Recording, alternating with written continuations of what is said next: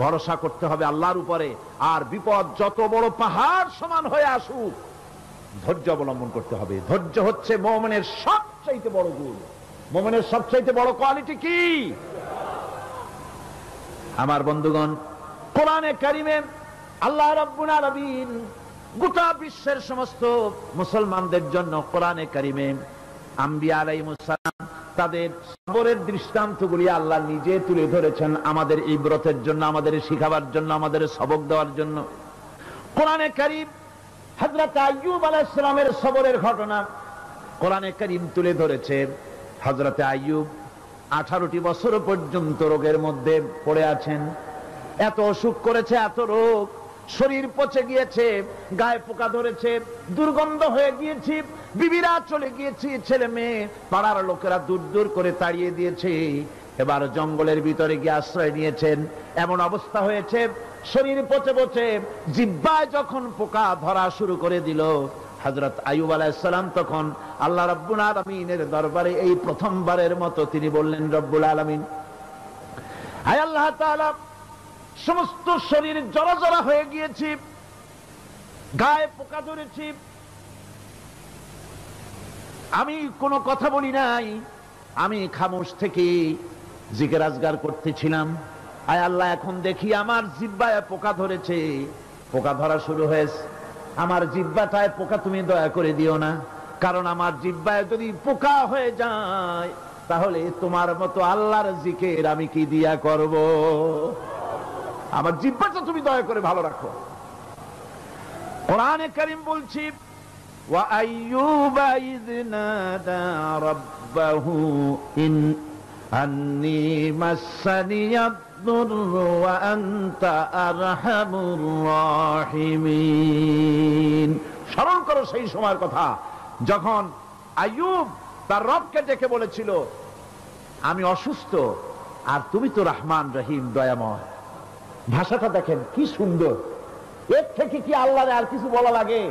আল্লাহ পাকের কাছে তিনি বলতেছেন, আল্লাহ আমি তো অসুস্থ, আমি তো অসুখ করেছে আমার, আর তুমি তো দয়াময় রহমান রহিম।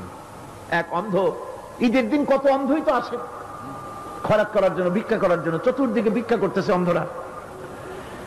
এক অন্ধ ঈদের গেটের কাছে দাঁড়ায় বলতেছে, ভাইরা আজ হচ্ছে ঈদের দিন আর আমি কিছু দেখতে পাচ্ছি না। এ বেশি পয়সা পাইল, মানুষের দিন তার প্রতি আকৃষ্ট হয়ে গেছে। আরে কি কথা, আজ ঈদের দিন, সকলে আনন্দ করছে আর আমি কিছুই দেখতে পাচ্ছি না। সে কিন্তু কিছু চায় নাই। ভাষার ভিতরে, কথা বলার ভিতরে এ ধরনের টেকনিক আছে। হযরত আইয়ুব আলাইহিস সালাম বললেন না যে আল্লাহ আমারে মাফ করে দাও, কষ্টের মধ্যে আছি। তিনি শুধু বলেছেন, রব্বুল আলামিন, আমি অসুস্থ হয়ে পড়েছি, আমার অসুখ করেছে, আর তোমার নাম রহমান রহিম। এতটুকু কথা বলেছেন। আল্লাহ রাব্বুল আলামিনের দরজায়, তার দরবারে আইয়ুব আলাইহিস সালামের ডাক চলে গেছে। যায় নাই? কোন অসুবিধা আছে নাকি? কোন অসুবিধা নাই। পানির তলা দিয়া যদি কেউ ডাক দেয়, পাহাড়ের ভিতরে বসে যদি কেউ ডাক দেয়, আল্লাহ রাব্বুল আলামিন তা শুনতে পান। ইউনূস আলাইহিস সালাম মাছের পেটে বসে চিৎকার মেরেছিলেন, লা ইলাহা ইল্লা আনতা সুবহানাকা ইন্নী কুনতু মিনাজ জালিমিন। তিনি বলছিলেন, আয় আল্লাহ তাআলা, আমি তোমার প্রশংসা করছি, তুমি ছাড়া উপাস্য নাই, মাবুদ নাই। আমি তোমার পবিত্রতা ঘোষণা করছি, আমি তো জালিমদের অন্তর্ভুক্ত হয়ে গেছি। বাস এতটুকুন কথাই বলেছেন। আল্লাহ পাক বলছেন, ইউনূসের ডাক তো কেউ শোনে নাই, পানির মধ্যে কেউ শোনে নাই, জমিনের কেউ শোনে নাই, মহাশূন্যের কেউ শোনে নাই, কিন্তু মাছের পেটের ভেতরে থেকে, গভীর অতল দরিয়ার তলদেশ থেকে মাছের পেটের ভিতরে বসে আমার ইউনূস যে ডাক দিল, ওই ডাক আমি আরশের মালিক আমি শুনতে পেয়েছি, আর সঙ্গে সঙ্গে জবাব দিয়েছি। ফাস্তাজাবনা লাহু ওয়া নাজ্জাইনাহু মিনাল গাম্মি ওয়া কাযালিকা নুজিল মুমিনিন। ডাকের সাড়া দিলাম, বিপদ দিয়া বাঁচায় দিলাম। শুধু ইউনূসের না, আল্লাহ পাক এ জায়গায় আবার ওয়াদা করলেন, দুনিয়ার যত মুমিন বান্দা আছে তারা যদি কখনো বিপদে পড়ে যায়, আর আমারে যদি ডাকে আমি এই রকম করে বিপদ থেকে বাঁচায়া দেব। আইয়ুব আলাইহিস সালাম যখন আল্লাহ রাব্বুল আলামিনের কাছে ফরিয়াদ করলেন, আল্লাহ পাক তখন বলছেন, কোরআনে কারীম বলছে, ফাস্তাজাবনা লাহু ফাকাশাফনা মা বিহি মিন দুররিন ওয়া আতাইনাহু আহলাহু ওয়া মিসলাহুম মাআহুম রাহমাতাম মিন ইনদিনা ওয়া যিকরা লিল আবিদিন। আমি আইয়ুবের দোয়া কবুল করে নিলাম, শুধু তার পরিবার বর্গই দিলাম না, বরং আরো কিছু নিয়ামত আমি তাকে দান করে দিলাম। এবং তাই জন্য যেহেতু তারা ছিল আমার অনুগত বান্দা, আমার বাধ্যগত, আমি এই জন্য রহম করেছি, সমস্ত রোগ শোক আমি মাফ করে দিয়েছি। আমাদের সামান্য একটু জ্বর হয়, যদি 2-3 দিন জ্বর হয়েছে, জ্বর ছাড়ে না, বলে যে এত ভালো ভালো কাজ করি তারপর আমার এত জ্বর হওয়া লাগে, অমুকরা এত পাপ করে, তা তো কিছুই হয় না, খালি আল্লাহ আমার চোখে দেখলো, আমার বউর অসুখ, আমার অসুমুড়ি ছাড়ি না। ভাইরা, আপনি ঠিক পান না যে কি গুনাহ আপনি করেন। কোরআনে কারীম বলছি, ওয়ামা আসাবাকুম মিন মুসিবাতিন ফাবিমা কাসাবাত আইদিকুম ওয়া ইয়াফু আন কাসীর। যত বিপদ তোমাদের উপর আসে সব দুই হাতের কামাই করা,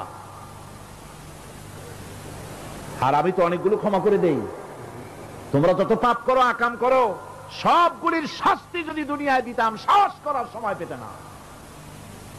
অসুখ হলেই অধৈর্য হয়ে যেও না, ধৈর্য ধরো। আল্লাহ পাক বলেন, শুধু আইয়ুব নয়, ওয়া ইসমাঈল ওয়া ইদরিস ওয়া যাল কিফলি কুল্লুম মিনাস সাবিরিন।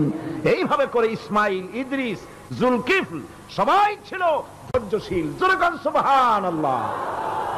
ধৈর্যের চরম পরাকাষ্ঠা ছিলেন তিনি। কোরআনে কারীম নবীদের এই কথাগুলি আমাদের শোনাচ্ছেন। হযরত ইয়াকুব আলাইহিস সালাম, কলিজার টুকরা সন্তান হযরত ইউসুফ আলাইহিস সালামের জন্য তার মনটা পাগল ছিল। এত সুন্দর করে আল্লাহ তারে বানাইছিলেন, এত তিনি ছিলেন সৌন্দর্যের পিরামিড, যারে দেখলে চোখ ফিরানো যায় না, এমন সুন্দর সুপুরুষ, যারে দেখি সেই যুগের সুন্দরী যুবতী মেয়েরা রূপের মোহে পড়ে নিজেদের আঙ্গুলগুলি কেটে ফেলে দিয়েছিল। রূপের মোহে এমন অবশ হয়ে গেছে, আঙ্গুল কেটেছে, হাত কেটেছে, টের পায় নাই। আবার ভুল বুঝবেন না, দুনিয়ার সেরা সুন্দর পুরুষ ইউসুফ আলাইহিস সালাম, তা কিন্তু রাসূলের চাইতে বেশি নয়। হযরত উম্মুল মুমিনিন আয়েশা রাদিয়াল্লাহু তাআলা আনহা তিনি বলেছেন, যেই সব সুন্দরী রমণীরা ইউসুফ আলাইহিস সালামকে দেখে রূপের মোহে পড়ে নিজেদের আঙ্গুলগুলো কেটে ফেলেছিল, ওরা যদি আমার হাবিবকে দেখতো, ওরা যদি আল্লাহর রাসূলকে দেখতো, তাহলে হাত কাটতে কাটতে কোন ফাঁকেতে কলিজা কেটে ফেলে দিত, ওরা টের পেত না। আমার বন্ধুগণ, হযরত আইয়ুব আলাইহিস সালাম সন্তানের মায়া, অন্যান্য ভাইরা হিংসায় পড়ে গেল, তারা নিয়ে তাকে কুয়ায় ফেলে দিল। সেখান থেকে তারা একটা ছাগল বা কোনো পশু জবাহ করে তার রক্ত মাখাইয়া জামা এনে হাজির করে দিল হযরত ইয়াকুব আলাইহিস সালামের সামনে, যে তারে নিয়ে খেলা করতে গিয়েছিলাম, আমরা খেলায় লিপ্ত ছিলাম, বাগে খাইয়া ফেলাইছে। এগুলি কি গপ্প? এগুলি কি কোরআন? আল্লাহ পাক শোনাচ্ছেন, বিশ্ববাসীকে শোনাইছেন। সূরা ইউসুফের চাইতে এত সুন্দর উপাখ্যান গোটা পৃথিবীতে আর নাই। সুবহানাল্লাহ। অনেকে ইউসুফ জুলাইখার কিসসা খুব মজা করে পড়ে, ফুর্তি করে, প্রেমের গল্প পড়ে। এটা কোনো প্রেমের গল্প নয়। ইউসুফ আলাইহিস সালাম, জুলাইখা ইউসুফ আলাইহিস সালামের জন্য কাঁদতে কাঁদতে চোখ কানা হয়ে গেছে। এরপর ইউসুফ আলাইহিস সালাম জুলাইখারে পাওয়ার জন্য পাগল হয়ে গেছে। নাউজুবিল্লাহ, এটা হয়নি কখনো। তিনি আল্লাহর পয়গম্বর, আর আল্লাহ কেমনে তারে বাঁচিয়েছেন? যখন জুলাইখা ঘরের ভিতরে সুন্দর করে যৌন উন্মাদনামূলক চিত্র অঙ্কিত করে ঘরের মধ্যে আটকায় দিয়েছে, তালা লাগায় দিয়েছে, আর নিজে যৌন উদ্দীপক কাপড় চোপড় পরেছে, না পরার মতোই। সে যুগের সুন্দরী মেয়ে জুলাইখা, তার কুপ্রবৃত্তিকে চরিতার্থ করার জন্য আহ্বান করা হয়েছে। হযরত ইউসুফ আলাইহিস সালাম লক্ষ্য করে দেখলেন এমন জায়গা, এখান থেকে পালাবার তো পথ নাই, দরজা বন্ধ করে দিয়েছে। তিনি শুধু তখন কেবলমাত্র আল্লাহ রব্বুল আলামিনকে ভয় করলেন। আল্লাহকে ভয় করে আল্লাহর নাম নিয়ে যখন তালাবদ্ধ দরজার দিকে দৌড় দিয়েছেন, আল্লাহ রব্বুল আলামিন আপন কুদরতে তালাগুলি খুলে দরজা তার জন্য উন্মুক্ত করে দিলেন। ইউসুফ আলাইহিস সালামকে ফালাই দিয়ে এভাবে করে কাপড় এনে দিল তার সামনে, রক্তমাখা কাপড় পেয়ে হযরত ইয়াকুব আলাইহিস সালাম সন্তানদের মুখে কাহিনী শুনে তিনি কি বললেন? কোরআনে কারীম তা কোট করেছে। তিনি চিক দিলেন না, ফাল দিলেন না, ফিট হয়ে পড়লেন না। তিনি বললেন, কলিজার টুকরা সন্তান তার মরার খবর শুনেছেন। তিনি বললেন কি?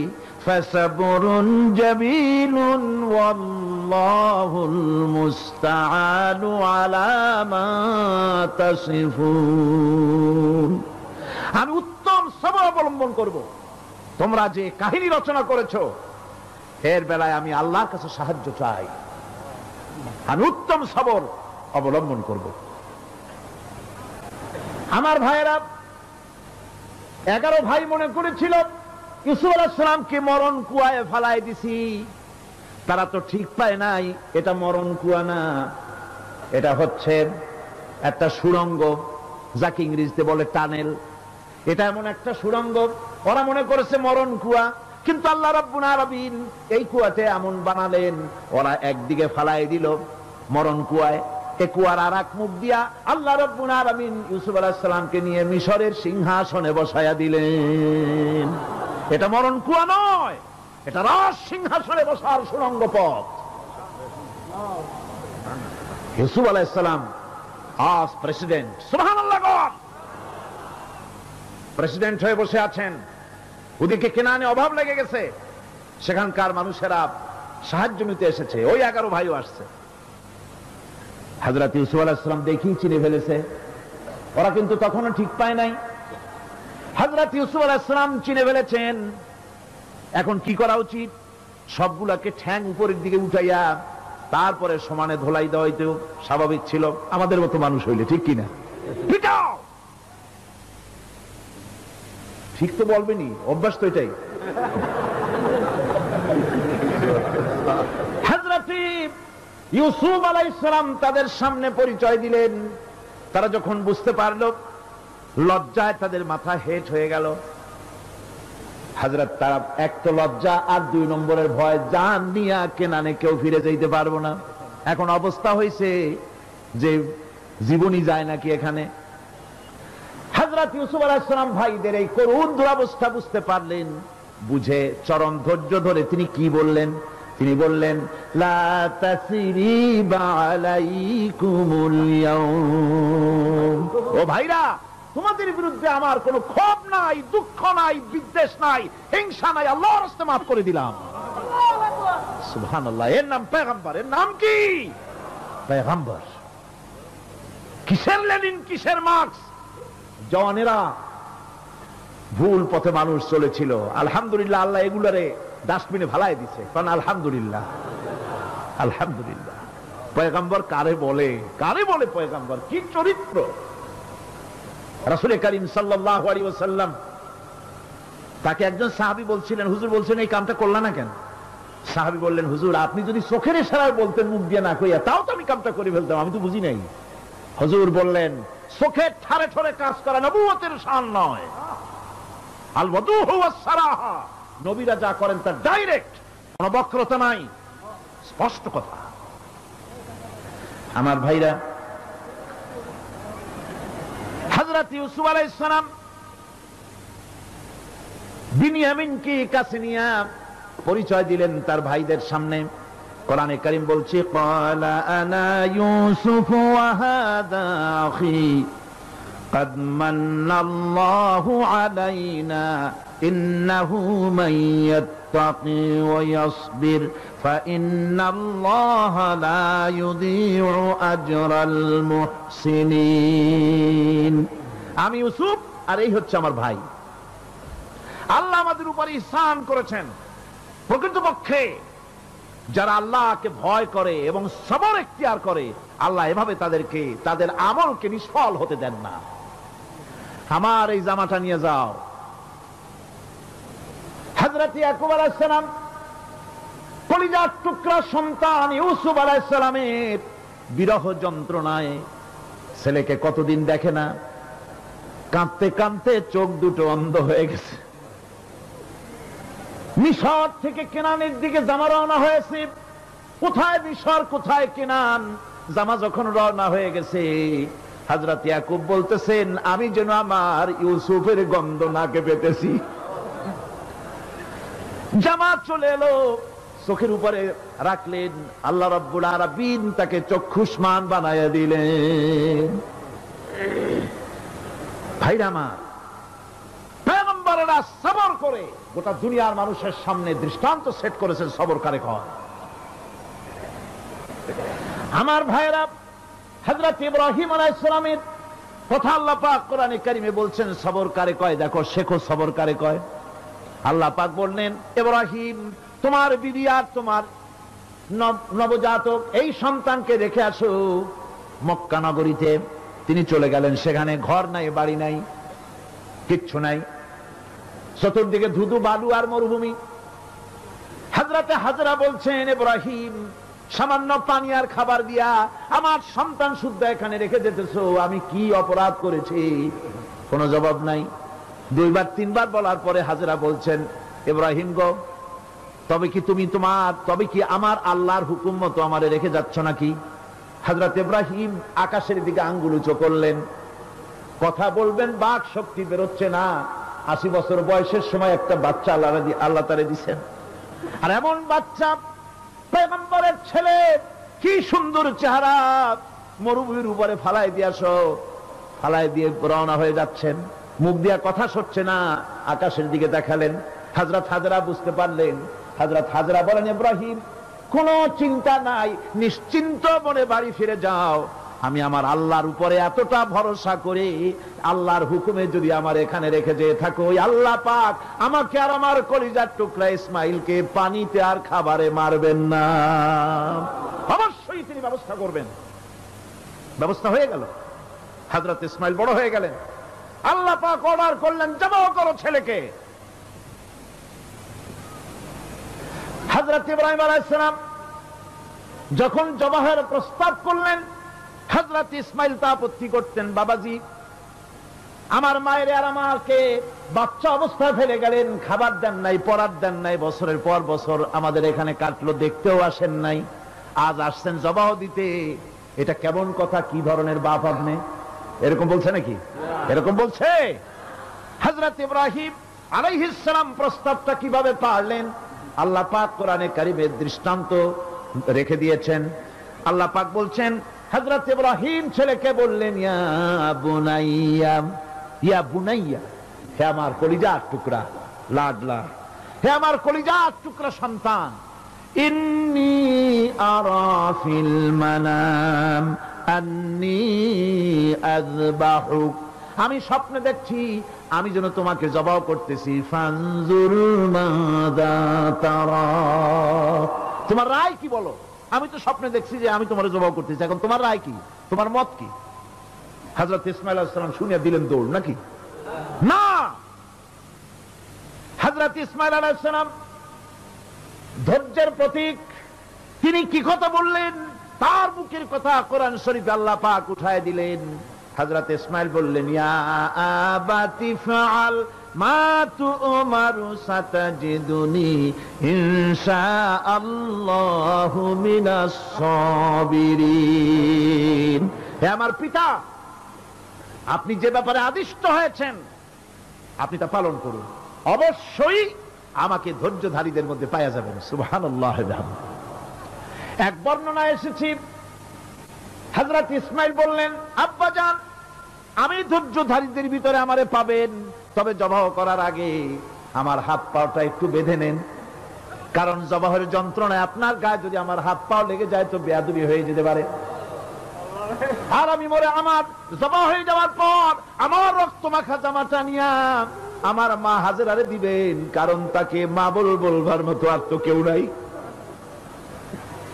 হযরত ইব্রাহিম তাকে বাঁধবার জন্য প্রস্তুতি নিলেন। হযরত ইসমাইল বলছেন, আব্বাজান বাঁধবেন না, বাঁধার প্রয়োজন নাই। বলে কেন? একবার বাঁধতে বললে আবার তুমি নিষেধ করছো কেন? ছেলে বলছেন, আব্বাজান বাঁধবো না এই জন্যে, হয়তো কিয়ামতেই প্রশ্ন উঠতে পারে যে আল্লাহর হুকুমে রাজি ছিল না বলে হাত পা বাঁধা জবাহ করছে। আমি এই সুযোগ দিব না, আপনি জবাহ করেন, আমি এতটুকু নড়াচড়া করব না। ধৈর্যের চরম প্রতীক হযরতে ইসমাইল আলাইহিস সালাম দেখাই দিয়েছেন ধৈর্য কারে কয়। আমার বন্ধুগণ, এই পৃথিবীর সবচাইতে ধৈর্যের বড় প্রতীক হতেছেন ইমামুল মুরসালিন, আশরাফুল আম্বিয়া, সাইয়্যিদুল মুরসালিন জনাবে মুহাম্মাদুর রাসূলুল্লাহ সাল্লাল্লাহু আলাইহি ওয়াসাল্লাম। আমার বন্ধুগণ, সবচাইতে বড় ধৈর্যের প্রতীক তিনি। কাউকে একটা গালি দেন নাই জীবনে, কাউকে ঠাট্টা করেন নাই, কাউকে মারেন নাই, কারো মনে দুঃখ দেন নাই। তিনি দুঃখ পেয়েছেন, তিনি কাউকে দুঃখ দেন নাই। তিনি কষ্ট পেয়েছেন, কাউকে কষ্ট দেন নাই। আমার ভাইয়েরা, তায়েফের ময়দান, আমার নিজের চোখে তায়েফে যেদিন আমি তায়েফ দেখলাম, আমি তায়েফে ঢুকেছি, জীবনে কোনোদিন যাই নাই। রমজান মুবারকে আমি সেখানে গেলাম, আমাকে বসার জন্য তারা নিয়ে যাবে। আমি বললাম আগে বসবো না, আমারে আগে নিয়ে যাও, আমার নবীকে কোন জায়গায় ওরা মেরেছিল সে জায়গাটা দেখাও। তায়েফের সেই গলিতে যখন আমি গিয়েছি, দুই দিকে পাহাড় দাঁড়ানো, তায়েফের লোক আমার সাথে ছিল, তারা বলল এই জায়গাটা প্রথম যেখানে চতুর্দিক থেকে নবীজিকে পাথর মারছিল আর আল্লাহর নবী বেহুশ হয়ে পড়ে গিয়েছিলেন। 3টা দিন না খাওয়া, হযরতে খাদিজা নাই, আবু তালিব নাই, মক্কায় জায়গা নাই পা রাখার। নবীজি 3টা দিন ঘুরলেন। নেতারা বলল, তুমি যদি নবী হবে তো এতিম হলে কেন? আল্লাহ নবী বানাবার জন্য কি একটা ধনী মানুষ পায় না? তোমার মতো এতিম আর গরিবের নবী বানাইলো কেন? আল্লাহ নবী 3 দিন পর যখন দেখলেন কেউ দাওয়াত শোনে না, কেউ মানে না, কেউ গ্রহণ করে না, তখন তিনি নেতাদের অনুরোধ করলেন, ঠিক আছে দাওয়াত তো কবুল করল না, তবে একটা কাজ করো, অন্তত আমি যে তায়েফে আসছিলাম এই খবরটা মক্কায় দিও না, ওরা আরো অত্যাচার বাড়ায় দেবে। এই কাফিরগুলি খবর তো মক্কায় পাঠালো, আর সমস্ত যুবকদেরকে লেলিয়ে দিল।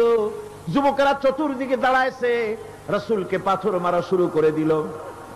আমি যখন রেল লাইনের থেকে হাঁটি, যখন রেল লাইন কোনো সময় দেখি, রেলের পাথরগুলি, রেল লাইনের পাথরগুলি দেখলেই আমার মাথায় যেন কেন তায়েফের কথা মনে এসে যায়। আরে মানুষের গায়ে পাথর মারলে কি অবস্থার সৃষ্টি হয়! পাথর নূরের শরীর, রহমতের শরীর, কিটে কিটে রক্ত ঝরছে। নবীজিকে জোর করে উঠাইয়া জবরদস্তি করে হাঁটার জন্য তারা ধাক্কা মারতেছে। আবার কিছুদিন গিয়ে নবীজি আবার বেহুশ হয়ে পড়েছেন, এইখান থেকে আবার উঠাইছে, আবার ধাক্কা মারতেছে। 3 নম্বরের আর একটা জায়গা আছে যেখানে ভাঙ্গা একটা মসজিদ। তায়েফের লোকেরা আমাকে বলল এই জায়গাটা হলো শেষ জায়গা যেখানে রাসূল করিম 3য়বারের মতো বেহুশ হয়েছিলেন, এখানেই হুজুরের রক্ত ঝরেছে বেশি। 2 রাকাত নামাজ পড়লাম, সিজদায় পড়ে আবুল কান্না কাল্লাম আল্লাহর কাছে। নবীজি যখন হুশ এসেছে, হযরতে জিবরাইল বলেন, ইয়া রাসূলুল্লাহ, আপনার এই কষ্ট দেখে ফেরেশতারা কাঁদতেছে, আপনি অনুমতি দিয়ে দেন এই 2 পাহাড়কে মিলাইয়া সমস্ত তায়েফবাসী কাফেরগুলি মাটির সাথে মিশাইয়া দেই। নবীজি বললেন, জিবরাইল, আমি যদি হুকুম করি আর আমার হুকুম মতো যদি এই কাম করো, একটা কাফেরও যদি না বাঁচে তাহলে কার মুখে পৌঁছাবো লা ইলাহা ইল্লাল্লাহু মুহাম্মাদুর রাসূলুল্লাহ। আমার ভাইরা, হুজুর সাল্লাল্লাহু আলাইহি ওয়াসাল্লাম উঠে বসলেন। এমন সময় হযরতে যায়েদ শরীরের রক্তগুলি মুছে দিতেছেন। রাসূল সাল্লাল্লাহু আলাইহি ওয়াসাল্লাম বসে দুইখানা হাত উত্তোলন করলেন। নবীজির চোখ থেকে পানি গড়ায় পড়তেছে। আরে কেউ নাই, আল্লাহ ছাড়া কেউ নাই সাহায্য করার। নবীজি হাত তুলে মোনাজাত করতেছেন, চোখ দিয়া পানি পড়ে দাড়ি ভিজে পড়তেছে, গায়ে দিয়া রক্ত ঝরতেছে। নবীজি কি দোয়াটা করলেন? বদদোয়া করলেন না, গজব দিতে বললেন না। নবীজি দোয়া করলেন, রব্বুল আলামিন, এই তায়েফের লোকেরা আজকে আমার সাথে যে ব্যবহারটা করেছে, ওরা বোঝে নাই যে আমি তোমার নবী, ওরা বোঝে নাই যে আমি তোমার রাসূল। না বুঝে আমার উপরে যে অত্যাচারটা করলো, আল্লাহ তুমি এই জন্য রাগ করে এই তায়েফে তুমি গজব দিও না। আল্লাহ পাক পরবর্তী সময় হুজুরকে স্মরণ করায় দিলেন, ওয়ামা আরসালনাকা ইল্লা রাহমাতাল লিল আলামিন। ও নবী, আপনি হচ্ছেন আমার সমস্ত সৃষ্টি জগতের জন্য আপনি আমার রহমত, আমার গোটা বিশ্বের জন্য আপনার, আমার সৃষ্টি জগতের জন্য আপনি আমার করুণা। একটা লোক রাসূলের এই কষ্ট দেখে বাগান থেকে এক গ্লাস আঙ্গুরের শরবত এনে হাজির করেছে। এত কষ্টের পর 3 দিনের না খাওয়া আঙ্গুরের একটা শরবত পাইয়া হুজুর খুব খুশি হলেন। শরবত গ্লাস পান করে হুজুর বলছেন, তোমার নাম না আত্তাস? তিনি বলছেন, হ্যাঁ হুজুর, আমার নাম আত্তাস। তোমার বাড়ি না ইউনূস আলাইহিস সালামের গ্রামে? বলে, হ্যাঁ আমার বাড়ি সেই গ্রামে। তা আপনি কি করে জানলেন আমার নাম আত্তাস আর আমার বাড়ি ইউনূস আলাইহিস সালামের গ্রামে? আপনি জানলেন কি করে? হুজুর বললেন, আমি নবী, হযরত ইউনূস নবী, একজন নবীর খবর আর একজন নবীর কাছে থাকে। রাসূল করিম সাল্লাল্লাহু আলাইহি ওয়াসাল্লাম সবর ইখতিয়ার করেছিলেন, ধৈর্য অবলম্বন করেছিলেন, আর আল্লাহ পাক তাকে নির্দেশ করেছেন, সবর করো। ওয়াত্তাবি' মা ইউহা ইলাইকা ওয়াসবির হাত্তা ইয়াহকুমাল্লাহ। তুমি কেবল সেই জিনিসের অনুসরণ করো যা আমি তোমার প্রতি অবতীর্ণ করেছি। আমি আপনার উপরে যেটা অবতীর্ণ করেছি ওটার অনুসরণ করুন, আর সবর ইখতিয়ার করুন যতক্ষণ না আল্লাহর পক্ষ থেকে চূড়ান্ত ফয়সালা না আসে। ধৈর্য ধরুন, ধৈর্য ধরুন। আমার ভাইরা, কাফেরদের নির্যাতনের মোকাবেলায় আল্লাহ পাক তার হাবিবকে সান্ত্বনা দিয়েছেন। যখন কাফেররা নির্যাতন করতেছে, আহারে হযরতে বেলাল নির্যাতিত, হযরতে সুমাইয়া নির্যাতিতা, হযরতে খাব্বাব, হযরতে খুবাইব, হযরতে আম্মার রিদওয়ানুল্লাহি তাআলা আলাইহিম আজমাইন, এত মার হতেছে। হযরতে ওমর হযরতে খাব্বাব রাদিয়াল্লাহু তাআলা আনহুকে খোলা গায়ে দেখে বলছিলেন, খাব্বাব রে, তোমার পিঠে এত গর্ত কেন? এত গর্তওয়ালা পিঠ তো আমি মানুষের দেখি নাই, এত চিকুন কোমরওয়ালা মানুষও তো দেখি নাই। তিনি বলেছেন, ওমর তুমি কি ভুলে গেছো? ইসলাম কবুল করার অপরাধী কাফির বেঈমানেরা আগুন জ্বালায়া আংটা আগুনের উপরে আমাকে চিৎ করে শোয়াছে। আমি যেন নড়াচড়া করতে না পারি সেজন্য আমার বুকের উপরে পাথর চাপা দিয়ে রেখেছিল। গায়ের চর্বি আর রক্ত গলে গলে পড়ে আগুন নিবেছে, আর আগুন গোশত পুড়ে যে পিঠের মধ্যে প্রবেশ করেছিল আজও পর্যন্ত পিঠের সেই গর্ত সেরে যায় নাই। এভাবে অত্যাচার হচ্ছিল সাহাবীদের উপরে। আল্লাহ রাব্বুল আলামিন তার হাবিবকে সান্ত্বনা দিলেন, ওয়াসবির ওয়ামা সাবরুকা ইল্লা বিল্লাহি ওয়ালা তাহজান আলাইহিম ওয়ালা তাকু ফি যায়কিম মিম্মা ইয়ামকুরুন। হে রাসূল, সবরের সাথে কাজ করতে থাকুন। আপনার এই সবরের তৌফিক তো আল্লাহই দিয়েছেন, আর ওদের সমস্ত ষড়যন্ত্র, ওদের অপকৌশলে আপনি দুঃখিত হবেন না, চিন্তা করবেন না, ভারাক্রান্ত হবেন না। আপনি নিশ্চিত থাকুন। ওয়াসবির লিহুকমি রাব্বিকা ফাইন্নাকা বিআয়ুনিনা। হে নবী, আপনার রবের চূড়ান্ত ফয়সালা আসা পর্যন্ত ধৈর্য ধারণ করুন। আপনি তো আমার চোখের সামনে। সুবহানাল্লাহ, সুবহানাল্লাহ। আপনি আমার চোখের সামনে। কে আপনাকে কি করবে আমি দেখবো না? সুবহানাল্লাহ।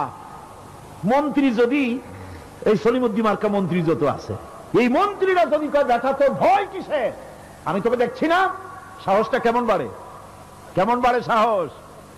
আর কোনো মন্ত্রী ছাতা মাথা না, কোন প্রেসিডেন্ট রাজা বাদশা না, আকাশ আর জমিনের মালিক আমার আল্লাহ রাব্বুল আলামিন বলছেন, হাবিব কোন চিন্তা নাই, আপনি আমার চোখের সামনে। ওরা চায় আপনাকে দুনিয়া থেকে মিটাই দিতে, আর আমি চাই ওয়ারাফানা লাকা যিকরাক, আপনার প্রশংসা তো হবে গোটা বিশ্ব জুড়ে, সর্বত্র ছড়িয়ে যাবে আপনার নাম। সুবহানাল্লাহি বিহামদিহি। আল্লাহ পাক অন্যত্র বলেছেন, ওয়ালাকাদ কুযযিবাত রুসুলুম মিন ক্বাবলিকা ফাসাবারু আলা মা কুযযিবু ওয়া উযু হাত্তা আতাহুম নাসরুনা। হে মুহাম্মদ সাল্লাল্লাহু আলাইহি ওয়াসাল্লাম, আপনার পূর্বে অসংখ্য নবী রাসূল এই পৃথিবীতে আসছে এবং জুলুম আর নির্যাতনের শিকার তারা হয়েছেন, অবশেষে তাদের প্রতি আল্লাহর সাহায্য এসেছে। সুতরাং আপনাকেও ধৈর্য ধারণ করতে হবে, ধৈর্য ছাড়া কোনো পথ নাই, ধৈর্য আপনাকে ধারণ করতেই হবে। আর এই ধৈর্য ধারণ করলে পরে আল্লাহর চূড়ান্ত ফয়সালা আসবে, তখন আল্লাহ পাক মেহেরবানি করবে। আমার ভাইরা, এই ধৈর্য পৃথিবীর সমস্ত পয়গম্বররা ধৈর্য অবলম্বন করেছেন, কখনো অধৈর্য হন নাই। দিন কায়েমের সংগ্রামে নবী রাসূলগণ দারুণ ভাবে সবর ইখতিয়ার করেছেন। বৃদ্ধবাদীদের সকল রকমের নির্যাতন, অপকৌশল, ষড়যন্ত্র, এই সব কিছু মোকাবেলা করেছেন ধৈর্যের নীতি অবলম্বন করি। কখনো ধৈর্যচ্যুতি তাদের মধ্যে ঘটেনি, বরং আল্লাহ রাব্বুল আলামিন তাদের প্রতি সন্তুষ্ট হয়েছেন। যারা এই ধৈর্য ধরেছে তাদের উপরে সন্তুষ্ট হয়ে আল্লাহ রাব্বুল আলামিন বলেছেন, ওয়া কাআইয়্যিম মিন নাবিয়্যিন ক্বাতালা মাআহু রিব্বিয়ুনা কাসীর। এর আগে অনেক নবী এসেছিলেন যাদের সাথে বহু আল্লাহওয়ালা লোক লড়াই করেছেন। ফামা ওয়াহানু লিমা আসাবাহুম ফি সাবিলিল্লাহি ওয়ামা যাফু ওয়ামা ইসতাকানু। আল্লাহর পথে তাদের উপর যত বিপদ এসেছিল তারা হতাশ হয়ে পড়েন নাই, দুর্বলতা দেখাননি, বাতিলের সামনে মাথাও নত করেন। ওয়াল্লাহু ইউহিব্বুস সাবিরিন। আর আল্লাহ পাক ধৈর্যশীল যারা, তাদেরকে আল্লাহ পাক ভালোবাসেন। আমার ভাইরা, ধৈর্যের পরিচয় রাসূল করিম সাল্লাল্লাহু আলাইহি ওয়াসাল্লাম উহুদের ময়দানে যখন আক্রান্ত হয়ে গেলেন, চতুর্দিকে কাফেররা ঘিরে ধরেছে, বাঁচার কোনো পথ নাই। সাহাবায়ে কেরাম রাসূলকে পাহারা দিলেন।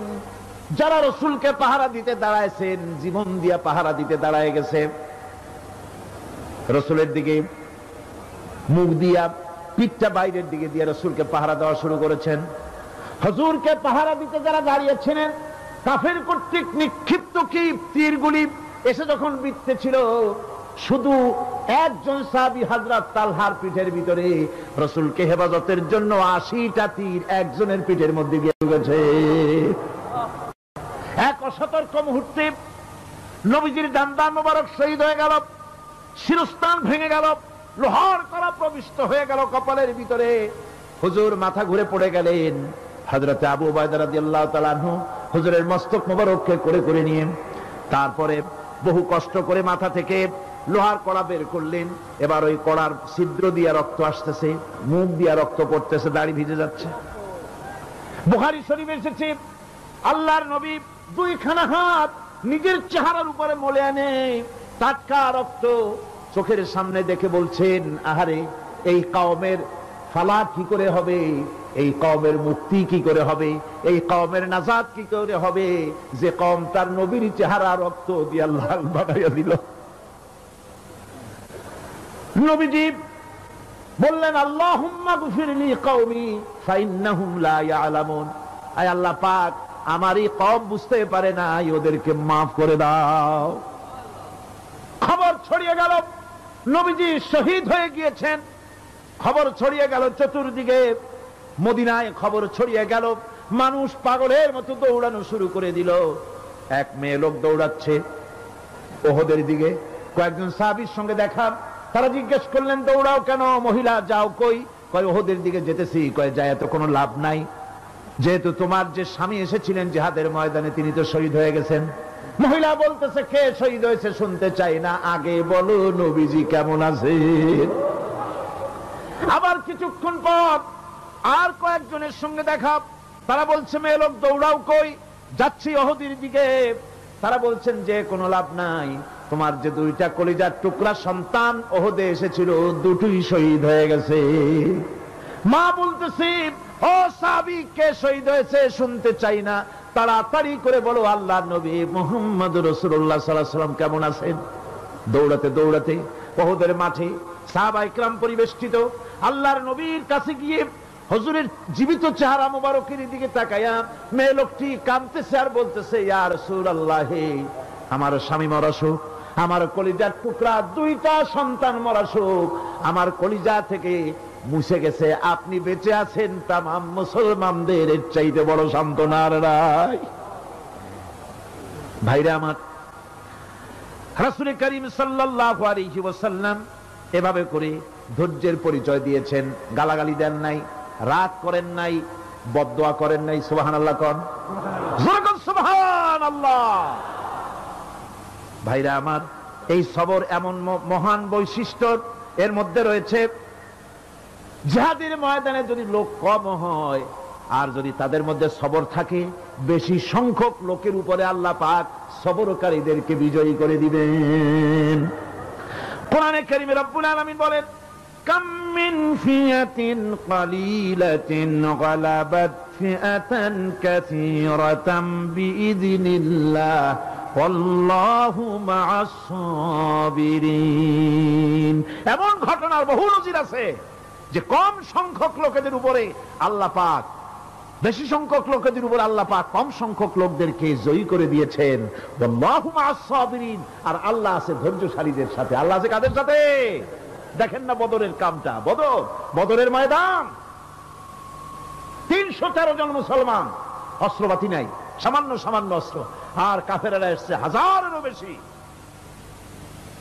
আমার বন্ধুগণ, ধৈর্য কত বড় কাম দিল, ধৈর্য ধারণ করেছেন তারা, আল্লাহর উপরে ভরসা করেছেন। আল্লাহ রাব্বুল আলামিন অস্ত্রের কাজ কি দিয়া করায় দিলেন। একজন সাহাবী এসে বলছেন হুজুর, জিহাদের ময়দান, ইসলামের প্রথম জিহাদ, আমার কাছে তো অস্ত্র নাই, মেহেরবানি করে একটা অস্ত্র আমারে দেন, আমি লাফায় পড়ি জিহাদের মধ্যে। হুজুর বলেন অস্ত্র তো আমার কাছে নাই, দিবটা কি? সাহাবী বলছেন হুজুর, অস্ত্র না থাকে যা পারেন তাই দেন, আপনার হাত দিয়ে যা দিবেন আমি দাঁড়ায় থাকতে পারবো না, জিহাদে আমাকে শরীক হতেই হবে। নবীজি কাছে পেলেন একখানা শুকনা খেজুরের ডাল, খেজুরের ডালখানা তুলে সাহাবীর হাতে তুলে দিলেন। সাহাবী বলেন রাসূলের হাতের দেওয়া শুকনা খেজুরের ডালটা নিয়ে আমি যখন কাফেরদের ভিড়ের মধ্যে ঝাঁপায় পড়ে যখন শুকনা খেজুরের ডাল দিয়ে আঘাত দিলাম, তখন ধারালো তরবারি দিয়ে আঘাত করলে যে কাম হয়, শুকনা খেজুরের ডালের আঘাতে কাফের দ্বিখণ্ডিত হয়ে জমিনে পড়ে গেল। ভাইরা আমার, আল্লাহ রাব্বুল আলামিন সবর যারা করে, সংখ্যায় যদি কম হয়, আল্লাহ পাক তাদেরকে বিজয়ী করে দেবেন, এই ওয়াদা আল্লাহ রাব্বুল আলামিন করেছেন। এই সবরের গুণ ছাড়া জান্নাতেও প্রবেশ করা যাবে না। সবর যদি না থাকে বেহেশতে যাওয়া যাবে না। ভালো করে মনে রাখেন, আল্লাহ পাক বলছেন আম্মা হাসিবতুম আন তাদখুলুল জান্নাতা ওয়ালাম্মা ইয়া'লামিল্লাহুল্লাযীনা জাহাদু মিনকুম ওয়া ইয়া'লামাস সাবিরিন। তোমরা কি মনে করেছো এমনি বেহেশতে চলে যাবা? এটা কি মামু বাড়ির আবদার নাকি? এমনি বেহেশতে চলে যাবা? অথচ আল্লাহ রাব্বুল আলামিন এখনো দেখেন নেননি যে তোমাদের মধ্যে কারা জিহাদ করতে প্রস্তুত, কারা তোমাদের মধ্যে জিহাদ করে জান দেওয়ার জন্য প্রস্তুত, আর কারা ধৈর্যধারী, এটা তো আল্লাহ এখনো দেখে নেন নাই। সুতরাং হক এবং বাতিলের সংগ্রামে লিপ্ত হতে হবে। আল্লাহ দেখতে চান কারা জীবন দিতে চায়। সুতরাং ইসলামী আন্দোলনে যারা শরীক হবে তাদের বিপদ এবং মুসিবত দিয়ে আল্লাহ রাব্বুল আলামিন তাদের সাহসিকতা এবং ধৈর্যের পরীক্ষা নিবেন। কোরআনে কারীম বলছে وَلَنَبْلُوَنَّكُمْ حَتَّى نَعْلَمَ الْمُجَاهِدِينَ مِنكُمْ وَالصَّابِرِينَ وَنَبْلُوَ أَخْبَارَكُمْ। অবশ্যই আমি তোমাদেরকে পরীক্ষার সম্মুখীন করব, আর তোমাদের মধ্যে সত্যিকার মুজাহিদ দৃঢ়তা অবলম্বনকারী কারা আমি তা দেখব।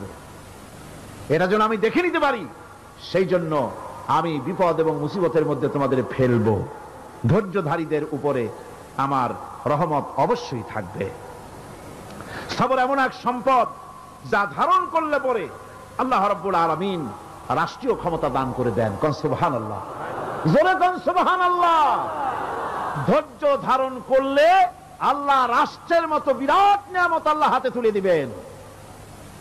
তার প্রমাণ কোরআন শরীফে আল্লাহ বলছেন, বনি ইসরাইলরা মিশর থেকে যখন বহিষ্কার হয়ে গেল, তাদের যখন পা রাখার কোনো জায়গা থাকলো না, বনি ইসরাইলরা মিশর থেকে যখন বহিষ্কার হয়ে গেল, এরপরে আল্লাহ পাক তারা যখন ধৈর্য অবলম্বন করলো, আল্লাহ পাক তাদের ব্যাপারে বলছেন, ওয়া আওরাসনাল কওমাল্লাযীনা কানু ইউস্তাদআফুনা মাশারিকাল আরদি ওয়া মাগারিবাহাল্লাতী বারাকনা ফিহা। আর তাদের স্থলে আমি নির্যাতিত লোকদেরকে প্রতিষ্ঠিত করলাম। পশ্চিম এবং উত্তরের তাদেরকে আমি পশ্চিম এবং পশ্চিম এবং পূর্বের উত্তরাধিকারী তাদেরকে বানায় দিলাম। বিরাট এলাকা তাদের হাতে আমি তুলে দিলাম।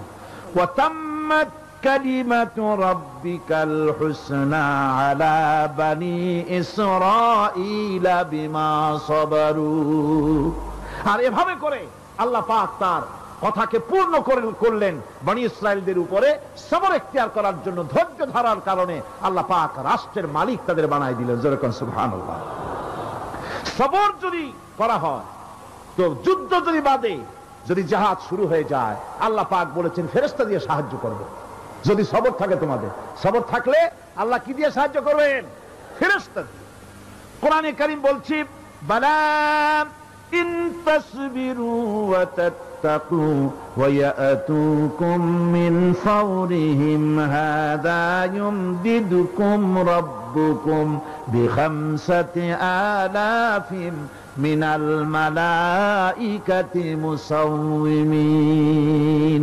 হ্যাঁ, তোমরা যদি ধৈর্য অবলম্বন করো আর আল্লাহকে ভয় করে চলো, তাহলে এক্ষুনি আল্লাহ রাব্বুল আলামিন তোমাদের জন্য কাতারে কাতারে শৃঙ্খলাবদ্ধ ৫,০০০ ফেরেশতা দিয়ে তোমাদেরকে সাহায্য করবেন। সুবহানাল্লাহ। তোমাদেরকে ফেরেশতা দিয়ে সাহায্য করা হবে। তোমরা যদি সবর ইখতিয়ার করো, তাহলে সংখ্যা যদি কম হয়, বেশি সংখ্যার উপরে জয়ী করে দেব। ইয়াকুম মিনকুম ২০ সাবিরুনা ইয়াগলিবু মিয়াতাইন। যদি তোমাদের ভিতরে ধৈর্যশীল ২০ জন হয়, আমি ২০০ কাফেরের বিরুদ্ধে তোমাদেরকে জয়ী করে দেব। সুবহানাল্লাহ। তোমরা যদি হও ধৈর্যশীল ২০০ জন, ২০০ কাফেরের উপরে তোমরা জয়যুক্ত হয়ে যাবে। আর বিপদ আর মুসিবতে যারা ধৈর্য ধরে, তাদের জন্যই আল্লাহর পক্ষ থেকে সুসংবাদ। সুসংবাদ কাদের জন্য? ধৈর্যধারীদের জন্য। কোরআনে কারীম বলছে, ওয়াবাশশিরিস সাবিরিনাল্লাযীনা ইযা আসাবাতহুম মুসিবাতুন ক্বালু ইন্না লিল্লাহি ওয়া ইন্না ইলাইহি রাজিউন। সুসংবাদ সেই সব ধৈর্যশালীদের জন্য যারা নাকি বিপদ এবং মুসিবতে আসলে যারা বলে, কি বলে? পড়েন আমার সাথে, ইন্না লিল্লাহি ওয়া ইন্না ইলাইহি রাজিউন। এটা শুধু আমাদের লোকেরা কেউ মরলে পড়ে, এটা শুধু মরার সময় নয়, বরং যে কোনো বিপদ আর মুসিবত এলে মুমিন বান্দা যারা, তারা কি পড়বে? ইন্না লিল্লাহি ওয়া ইন্না ইলাইহি রাজিউন। নিশ্চয়ই নিশ্চয়ই আমরা আল্লাহর জন্য এবং আমাদের সকলকেই আল্লাহর কাছে ফিরে যেতে হবে, প্রত্যাবর্তিত হতে হবে। সবরকারীদের জন্য রয়েছে জান্নাতের সুউচ্চ সম্মানের জায়গা। জান্নাতে সবচেয়ে সম্মানজনক জায়গা আল্লাহ রাব্বুল আলামিন ধৈর্যশালীদেরকে দান করবেন। কোরআনে কারীম বলছে, উলাইকা ইউজজাউনাল গুরফাতা বিমা সাবারু ওয়া ইউলাক্কাউনা ফিহা তাহিয়াতাও ওয়া সালামা। এরা হলো সেই সব লোক যাদেরকে প্রদান করা হবে বেহেশতের সুউচ্চ মঞ্জিল, কারণ তারা সবর ইখতিয়ার করেছিল, তারা সবর করছিল, এই জন্য বেহেশতের সবচাইতে ভালো জায়গা তাদের দেওয়া হবে। কোন আলহামদুলিল্লাহ। জোরে কোন আলহামদুলিল্লাহ। এবং জান্নাতে সবরকারীদেরকে সম্বর্ধনা দেওয়া হবে, সম্বর্ধনা দেওয়া হবে। খালিদিনা ফিহা হাসুনাত মুস্তাকাররান ওয়া মুকামা, চিরদিন তারা জান্নাতের ভেতরে বসবাস করবে এবং কতই না সুন্দর, কতই না উত্তম জায়গা সবরকারীদের জন্য আল্লাহ বেহেশতের মধ্যে রেখে যাবেন। জান্নাতে প্রবেশ করার সাথে সাথে চতুর্দিক থেকে ফেরেশতারা ছুটে আসবে সবরকারীদের জন্য। ওয়াল মালাইকাতু ইয়াদখুলুনা আলাইহিম মিন কুল্লি বাব, চতুর্দিক থেকে ফেরেশতারা তাদেরকে ইস্তেকবাল করবে। কি বলবে? সালামুন আলাইকুম বিমা সাবারতুম ফানি'মা উকবাদ-দার, তোমাদের প্রতি শান্তি বর্ষিত হোক, কারণ তোমরা পৃথিবীতে সবর অবলম্বন করেছিল। কতই না উত্তম জায়গা, কতই না সুন্দর জায়গা আল্লাহ রাব্বুল আলামিন সবরের বিনিময় তোমাদেরকে দান করেছেন। সুতরাং এই সবর হচ্ছে মুসলমানদের জন্য সবচেয়ে বড় নিয়ামত। আজ আমার তো মনে হয় পৃথিবীতে মুসলমানরাই সবচেয়ে বেসবর। ট্রেনে যাবে, বসা নিয়ে বেসবর, টিকিট নিয়ে বেসবর, বাসের মধ্যে বেসবর, বাজারে যাবে বেসবর, স্কুলে যাবে বেসবর, যেখানে যান সব জায়গায় আমরা বেশি অধৈর্য। ঠিক কিনা কর? সামান্য সামান্য জিনিস নিয়ে ঝগড়া করা, মারামারি করা, এই হচ্ছে আমাদের ট্র্যাডিশন। ধৈর্য অবলম্বন করতে হবে জীবনের সকল ক্ষেত্রে, এই ধৈর্য আমাদেরকে রক্ষা করতে হবে। এই ধরনের ধৈর্য যদি আমরা অবলম্বন করতে পারি তাহলে আল্লাহ পাক বলছেন উলাইকাল্লাযীনা সাদাকু ওয়া উলাইকা হুমুল মুত্তাকুন, এরাই হলো ঈমানের দাবিতে সত্যবাদী। কোন আলহামদুলিল্লাহ। কারা কারা? না না, শুধু সবরকারী না, এই যে 10টা পয়েন্ট বলা হলো, কয়টা পয়েন্ট বলা হয়েছে? 10টি পয়েন্ট। সেই 10টি পয়েন্ট যারা পালন করবে এরা হলো ঈমানের দাবিতে সত্যবাদী, আর এরাই হচ্ছে প্রকৃতপক্ষের মুত্তাকি। আমরা মুত্তাকি বুঝি দাঁতে ছাতা, দাড়ি টাড়ি আশ্রয় না, জাব্বা জুব্বা গায়ে দিয়ে কোনো জায়গায় পড়ে থাকে, এটা বড় মুত্তাকি, খুব পরহেজগার। সালার চট্টর যদি পড়ে তাহলে তো আরো বড় পরহেজগার। জি, আর যদি কাপড় চোপড় মোটেও না থাকে তাহলে তো খাজা বাবা হয়ে গেল। নাউযুবিল্লাহ মিন যালিক। আর আল্লাহ বলছে মুত্তাকি কারে কয় শোনো, এটার এরে কয় মুত্তাকি যাদের মধ্যে এই 10টা গুণ আছে। এই 10টি সত্য যদি সম্পাদন করতে পারি, যদি আমল করতে পারি, জীবন ধন্য হয়ে যাবে। সেই 10টি কথা আমি আবার আপনাদের স্মরণ পটে তুলে দিতে চাই, প্যাকেট করে পকেটে উঠাই দিতে চাই, যেন বাড়ি নিয়ে যেতে পারেন। 1 নম্বর হচ্ছে 10টি পয়েন্টের 1 নম্বর আল্লাহর প্রতি ঈমান। 1 নম্বরে আল্লাহর প্রতি ঈমান, 2 নম্বরে পরকালের প্রতি ঈমান, 3 নম্বরে ফেরেশতাদের উপর ঈমান, 4 নম্বরে কিতাবের প্রতি ঈমান, 5 নম্বরে নবীদের প্রতি ঈমান, 6 নম্বরে সহায় সম্বলহীন নিকটবর্তী আত্মীয়, ইয়েতিম, মিসকিন, প্রবাসী, মুসাফির, সাহায্য প্রার্থী, এদেরকে মুক্ত করার জন্য এদেরকে সাহায্য প্রদান করা, 7 নম্বরে নামাজ প্রতিষ্ঠা করা, 8 নম্বরে যাকাত আদায় করা, 9 নম্বরে ওয়াদা পালন করা, 10 নম্বরে সবর এখতিয়ার করা। কয়টা হলো? এই 10টি কাজ যদি আমরা পালন করতে পারি, বিপদে মুসিবতে ধৈর্য ধারণ করতে পারি, যত মুসিবত আসুক, আসলে এগুলি কিছু না। মুসিবত আল্লাহ টেস্ট করবেন, মুসিবত দিয়া আল্লাহ টেস্ট করেন। দেখা যায় যে ওদের শক্তি খুব বেশি, চোখে আপনি দেখতে পারেন, কিন্তু আল্লাহ বলছেন ইন্না কায়দাশ শায়তানে কানা দাঈফা। বাতিলরা হলো শয়তান, বাতিলরা কি? আর ওদের চক্রান্ত আসলেই দুর্বল, এদের চক্রান্ত আসলে কি? দুর্বল। কাজেই এগুলিকে ভয় করা যাবে না। বিপদে মুসিবতে ধৈর্য ধারণ করে যদি অগ্রসর হওয়া যায় তো আল্লাহ রাব্বুল আলামিন এই 10টি পয়েন্ট যদি আমল করা যায়, দুনিয়াও শান্তি পাবো, আখিরাতেও শান্তি পাবো। যত মুসিবত আসুক, বিপদ আসুক, ধৈর্যের সাথে মোকাবেলা করতে হবে। ধৈর্যের অর্থ কি? আমি আগেই বলেছি, ধৈর্যের অর্থ হচ্ছে অবিচলতা, দৃঢ়তা, বরদাস্ত করা, সহিষ্ণুতা, ধীরতা, স্থিরতা। ধৈর্যের অর্থ এটা নয় একজন একটা থাপ্পড় মারলো আর আপনি বলবেন যে বাবা ব্যথা পাইছো নাকি, তাহলে আরো একখান থাপ্পড় দিয়া দাঁত আমার সবগুলো ভালাই দেয়। এর নাম ধৈর্য নয়। ধৈর্য হচ্ছে পরিস্থিতির মোকাবেলা করতে হবে সাহসিকতার সাথে। এর নাম হচ্ছে ধৈর্য। ওই যে আমি একটা দৃষ্টান্ত দিয়ে থাকি, এক সাপ একবার মুরিদ হয়েছিল এক পীর সাহেবের কাছে। পীর বলছিলেন যে না, আমি তো এই সব সাপ টাপ মুরিদ বানাই না। কয় না হুজুর, আমারে বানান। তারপরে মুরিদ বানায় কিছু অজিফাতারে শিখাই দিল, আর বললো খবরদার কাউকে দংশন করবে না। ঠিক আছে, সে যায়া জিজ্ঞাসা শুরু করে দিয়েছে। এর মধ্যে জমিনে রাখাল আসছে, ধান কাটছে, ধানগুলো নিবি কি করে, দড়ি দাড়ি পাচ্ছে না। তো কি করা যায়, বানবে কি দিয়া? সন্ধ্যার পরে অন্ধকারে দেখে যে দড়ি একটা পড়ে আছে।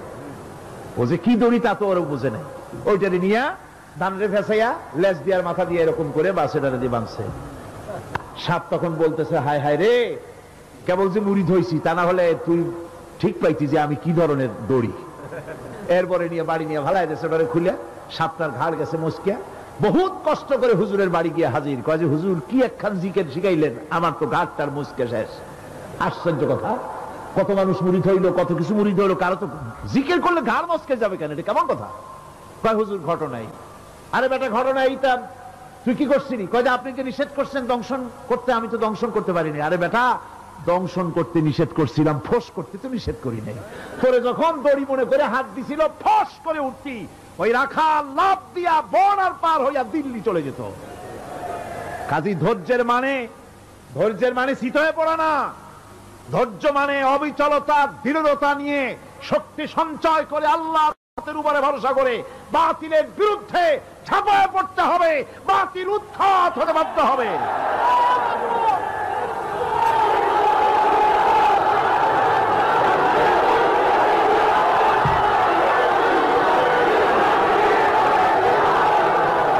ভাইরা আমার,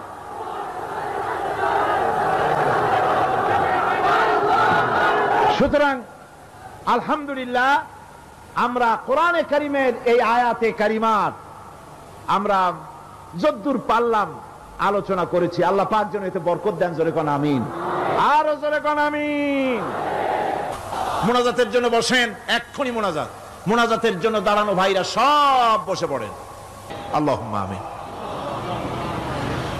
ربنا ظلمنا أنفسنا وإن لم تغفر لنا وترحمنا لنكونن من الخاسرين ربنا لا تزغ قلوبنا بعد إذ هديتنا وهب لنا من لدنك رحمة إنك أنت الوهاب। আয় আল্লাহ তাআলা, এই বিশাল জনসমুদ্র নিয়ে তোমার দরবারে হাত তুলেছি পবিত্র মেরাজের রজনীতে। আয় আল্লাহ, তুমি দয়া করে মেহেরবানি করে আমাদের আলোচনা, দুরুদ সালামের সওয়াব আমাদের বিশ্ব নবী তোমার প্রিয় হাবিব জনাবি মুহাম্মদ রাসূলুল্লাহ সাল্লাল্লাহু আলাইহি ওয়াসাল্লামের রূহ মুবারকে পৌঁছায়া দাও। সমগ্র বিশ্বের মাটির নিচে যত মুমিন মুমিনাত শুয়ে আছেন তাদের আরো আর পরে সওয়াব পৌঁছায়া দাও। আমাদের মা বাপ যাদের দুনিয়া থেকে বিদায় হয়ে গেল, আল্লাহ কবরগুলিকে জান্নাতের টুকরায় পরিণত করে দাও।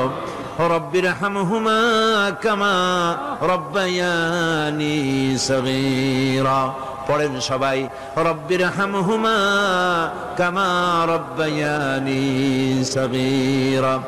আয় আল্লাহ তাআলা, বহু মানুষ দোয়া চেয়েছি, কতজনের কত কষ্ট। কেউ হসপিটালে আছে, কারো অপারেশন হবে, কেউ বা মরে গেছে, কেউ বা মামলা মোকদ্দমায় আছে, কেউ বা পারিবারিক অশান্তিতে আছে। আল্লাহ যিনি যেই নিয়তে দোয়া চেয়েছে মেহেরবানি করে সেই নেক নিয়ত তোমার দরবারে কবুল করে নাও। বিপদগ্রস্ত লোকগুলির বিপদ থেকে বাঁচাইয়া দাও। আয় আল্লাহ রাব্বুল আলামিন, এই মাহফিলে লক্ষ লক্ষ জনতা সমুদ্রের ঢেউর মতো চতুর্দিক থেকে আসতে থাকে। তুমি আর তোমার কোরআন আর তোমার রাসূল ছাড়া কোনো স্বার্থ কারো মনে নাই। কাউরে রিক্সা ভাড়া দেওয়া হয় না, ট্রাক ভাড়া, বাস ভাড়া কাউকে দেওয়া হয় না। এক লোকমা খানাও এখানে পায় না, তাবাররুক বা সিন্নি বিতরণও হয় না। আয় আল্লাহ, নিঃস্বার্থ ভাবে এই লোকগুলি যাতায়াত করে। আল্লাহ, তোমার কোরআনের বরকতে সকলকে তুমি গুনাহ মুক্ত করে দাও। আয় আল্লাহ তাআলা, যাতায়াত আসান করে দিও, যাতায়াতের পথে কারো যেন কোনো বিপদ না হয়ে যায়। আয় আল্লাহ তাআলা, বাড়ি ঘর ফালায় আসে, বাড়ি ঘর তোমার ফেরেশতা দিয়ে তুমি হেফাজত করো।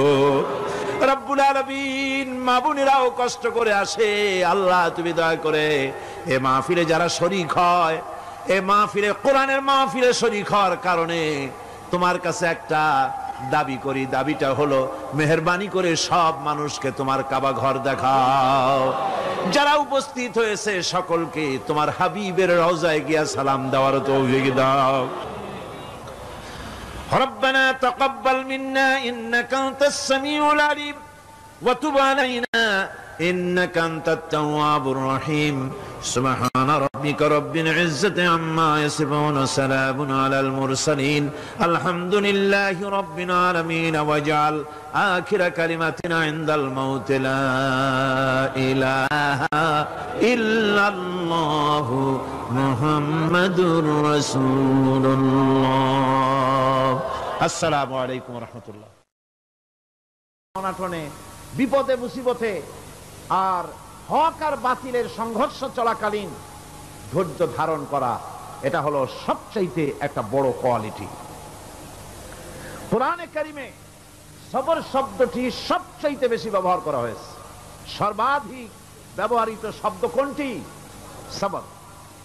সবর আরবি একটি মৌলিক শব্দ, এমন একটি মৌলিক শব্দ যার তাৎপর্য অন্য কোন ভাষা দিয়া সবরটা বললে যেমন বোঝানো যায়, অন্য কোন ভাষা দিয়া এটার অর্থ করে এটার হক আদায় করা সম্ভব না। আর এই সবর কোরআনে কারিমে বিভিন্ন জায়গায় বিভিন্ন অর্থে ব্যবহার হয়েছে। যেমন সবর শব্দের অর্থ হচ্ছে অবিচলতা, বাংলায় যা বোঝানো যায়। সবর শব্দের অর্থ হচ্ছে অবিচলতা, দৃঢ়তা, সহিষ্ণুতা, মন মেজাজের সমতা, ধীরতা, স্থিরতা, কষ্ট সহিষ্ণুতা, বরদাস্ত করা। এগুলি এই সবরের এই শব্দ, এই অর্থগুলি কোরআনে কারিমের বিভিন্ন জায়গায় বিভিন্ন রকম এটাকে ব্যবহার করা হয়েছে। সবর একটি মৌলিক মানবীয় গুণ। এই গুণ যার মধ্যে আছে সে তার নৈতিকতার শীর্ষে পৌঁছে যেতে পারে। আর এই গুণটি যার মধ্যে অভাব, এই সবর যার ভিতরে নাই, সে মানুষের পর্যায়ে পড়ে না। যত অসুবিধা, যত কষ্ট, যত রকমের বিপদ মুসিবত, যত রকমের অসুবিধার সৃষ্টি হয়, তার মূলীভূত কারণ হচ্ছে ধৈর্যের অভাব, সবরের অভাব। দুনিয়ার সমস্ত নবী রাসূলগণ সবর অবলম্বন করেছেন। তারা ছিলেন সবরের মূর্ত প্রতীক। সবর কাকে বলে দুনিয়াবাসীকে তারা তা দেখিয়ে দিয়েছেন।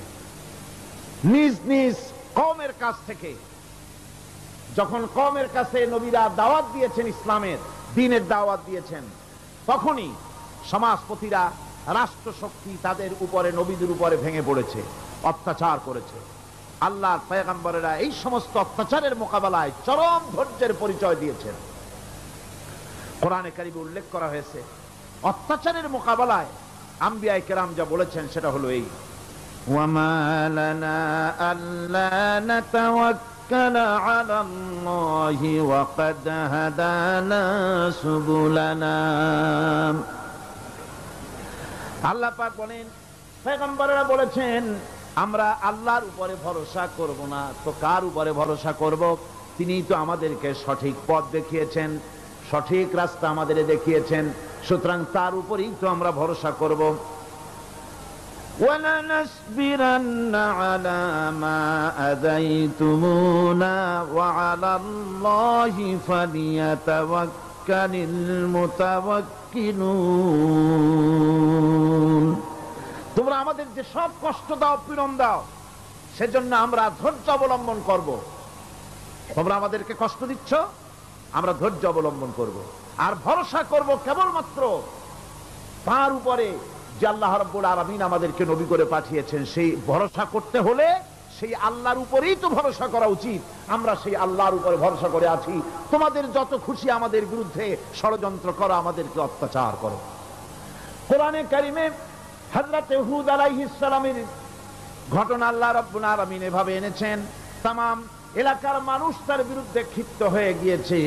সমাজের লোক, রাষ্ট্রশক্তি হযরত হুদ আলাইহিস সালামের উপর অত্যাচারের পাহাড় ভেঙে দিয়েছে।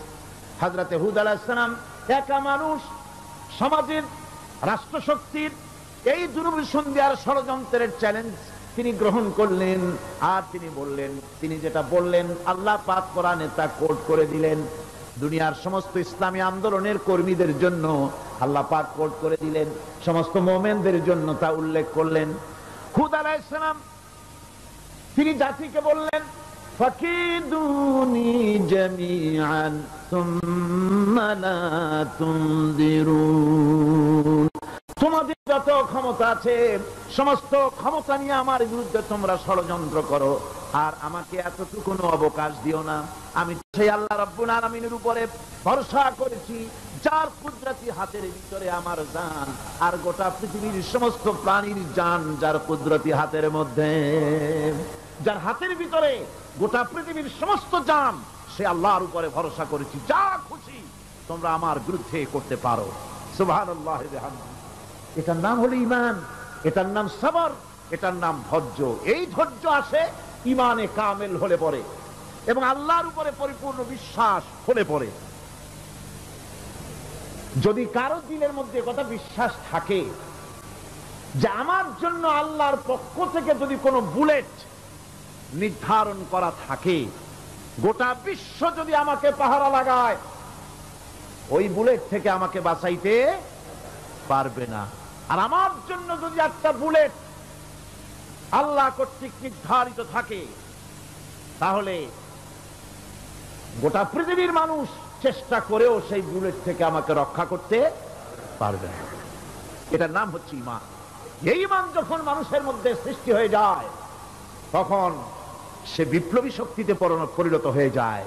তার কাছে ভয় বলে কোনো জিনিস থাকে না, যেহেতু সে তো ভরসা করেছে এমন শক্তির কাছে যার চাইতে প্রচন্ড ক্ষমতা আকাশেও কারো নাই, জমিনেও। তিনি কে? জোরে চিল্লায় বলেন, তিনি কে?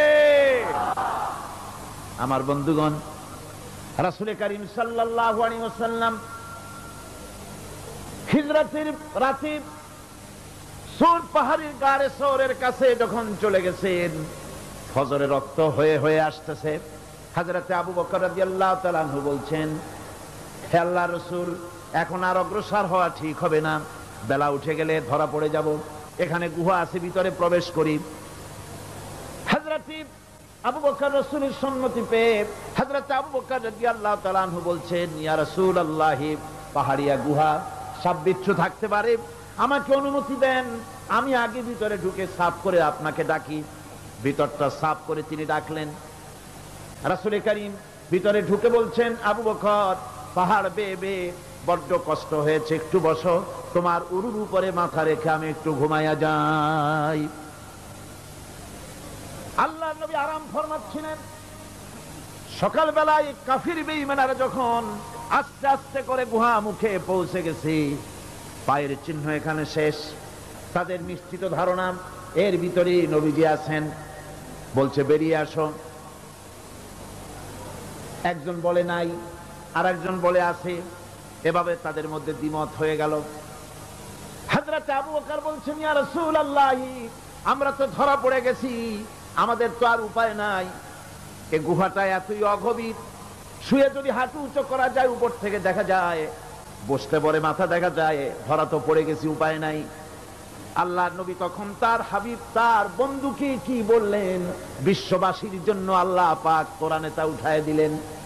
নবীজি তার বন্ধুকে ডেকে বললেন, লা তাহজান ইন্নাল্লাহা মা'ানা, ও আমার সাথী, কোনো চিন্তা করো না, ভয় পেও না, শঙ্কিত হয়েও না, আমরা মাইনরিটি নই, আমরাই মেজরিটি, কারণ আল্লাহ রাব্বুল আলামিন আমাদের সাথে আছেন। সুবহানাল্লাহ। এই চিন্তা, এই ধারণা যদি মানুষের মনের মধ্যে থাকে, তাহলে কখনোই তার মন দুর্বল হবে না, ঈমান দুর্বল হবে না।